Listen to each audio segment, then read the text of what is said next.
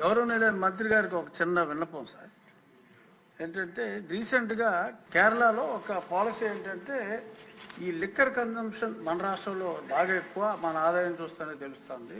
అన్ని plastic bottles వాడుతున్నారు. కేరళలో ఎగ్జాంపులరీగా ఒక్క జిల్లాలో మొదలు పెట్టారు. ఏంటంటే ఆ బాటిల్ మీద 10 రూపీస్ ఎక్స్ట్రా ఛార్జ్ చేస్తున్నారు.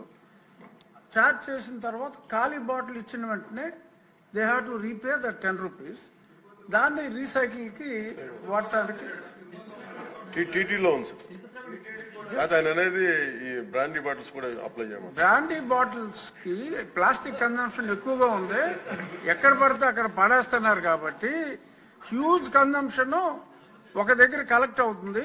అది ఈ కొద్దిగా ఎక్సైజ్ డిపార్ట్మెంట్ వాళ్ళతోటి కోఆర్డినేట్ చేసుకుంటే major percentage of plastic waste ఒకటి చేయొచ్చండి. కేరళలో ఇంప్లిమెంట్ అయింది. ఇంకొకటి ఏంటంటే ఈ సింగిల్ యూజ్ ప్లాస్టిక్స్ ఈ నిషేధానికి మీరు మీలాంటి హీరోస్ తోటి అడ్వర్టైజ్మెంట్ చేయాలి అంటే కొన్ని కోట్లు అవుతుంది.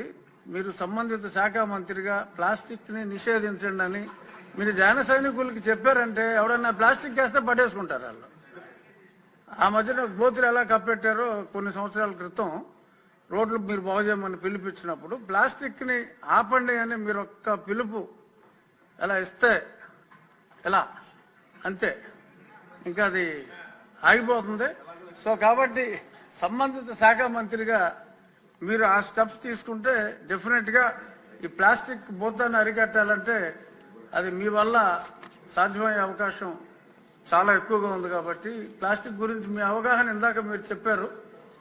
ఎక్స్ట్రాడినరీగా మొత్తం అంతా ఎక్స్ప్లెయిన్ చేయటం, తల్లి గర్భంలో కూడా ఈ పొల్యూటెంట్స్, మైక్రో పొల్యూటెంట్స్, ఇలాగే విలేజెస్ లో సిటీస్ లో కొంచెం డిజిటల్ బోర్డ్స్ ని ఎంకరేజ్ చేస్తే ఈ ఫ్లెక్సీలు మానేసి ఆ అడ్వర్టైజ్మెంట్ ఏదో డిజిటల్ బోర్డ్స్ లోనే ఇచ్చుకుంటారు. ఆ ఫంక్షన్లప్పుడు దానప్పుడు కొంచెం ఆ రకంగా డిజిటల్ బోర్డ్స్ ని ఎంకరేజ్ చేస్తే this might also come down quite a bit sir.